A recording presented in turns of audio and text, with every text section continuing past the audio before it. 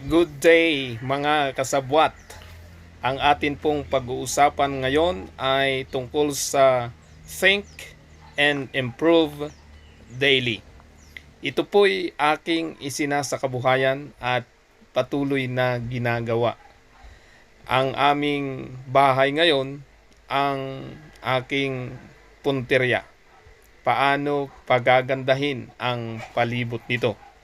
At ang unang-una, para mayroon kang inspirasyon sa iyong pag-iisip at pagpapaunlad araw-araw, ay may target ako. Number one kong target ay magsisave ako araw-araw ng 100 pesos.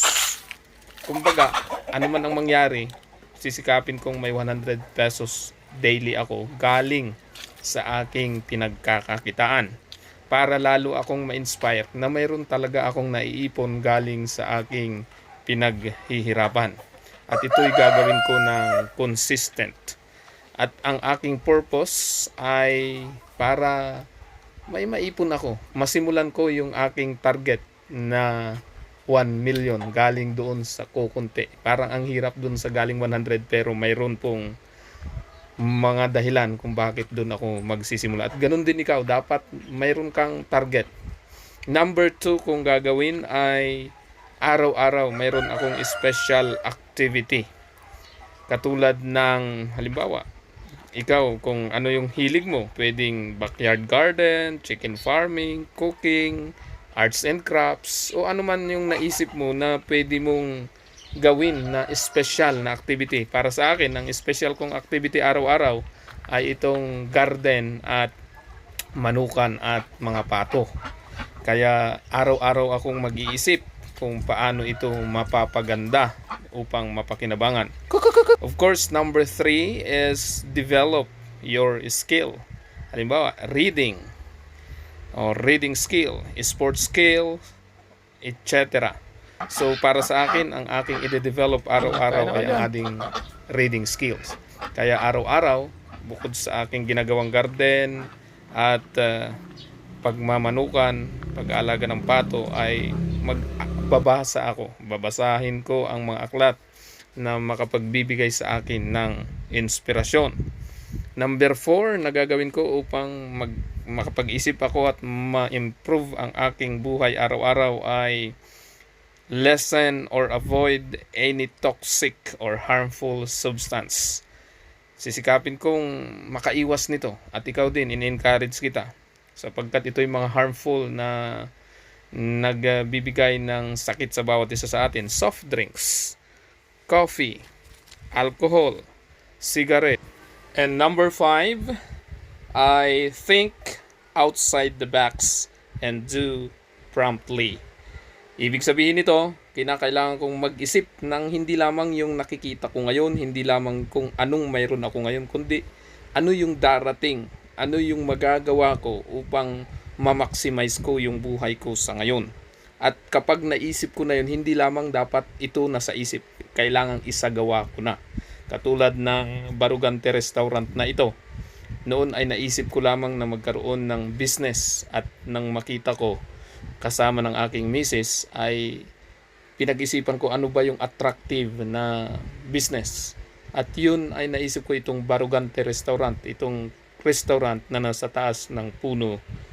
Kaya halika, samahan mo akong isagawa natin ang mga naturan ko sa unahan ng video ito.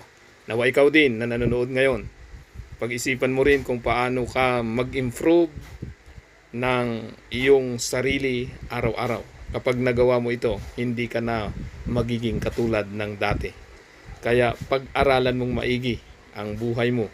Mag-isip ka. Mag-isip ng todo-todo. Yung bonggang-bongga. Yung talagang hindi mo pa naiisip dati.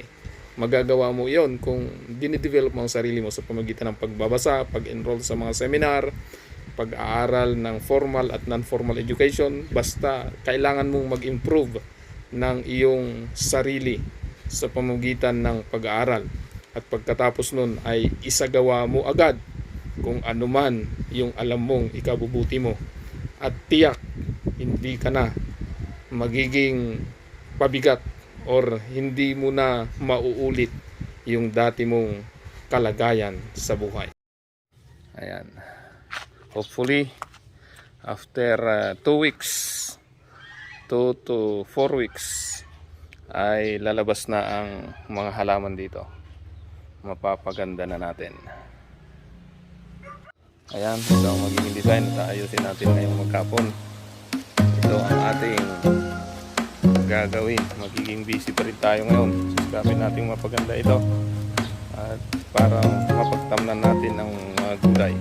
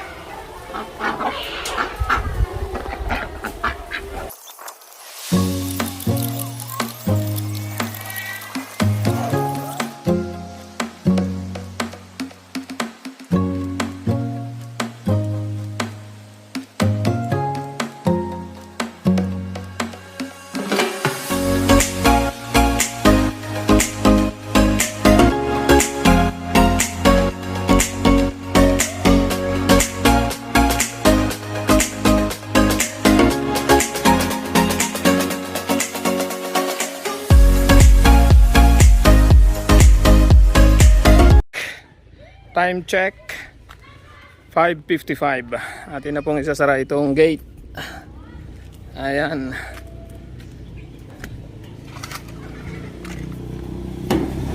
(5:55) na po ng hapon. Ito po ang kalagayan dito ngayon. Ayan.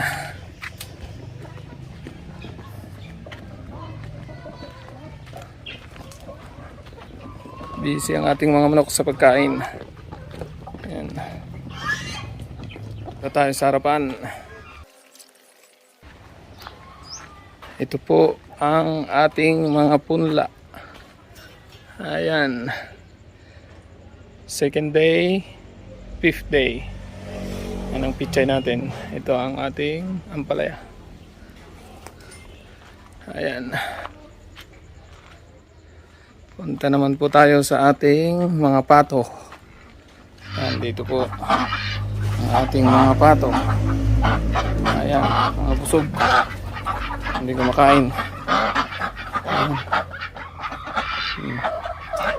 Ito po yung naglilimlim. Ayan. Ito naman po yung ating nilinis kaninang umaga. Ayan. Malinis na. Ito na ang after natin. Ito naman na po yung ating nilandscape. Ayan. Ito na po yung ating nilandscape. Ready for planting na. Ready for planting. Ayan. Ito na po siya. Okay. Ayan na po ang itsura ngayon. Kunting retouch na lang at matatapos na rin lahat. Maraming salamat po sa inyong patuloy na panunood at pagsuporta sa channel mo to. Dalangin ko na lahat tayo ay ma-inspire na gumawa ng mas higit pa kaysa sa dati nating ginagawa. Maraming salamat po.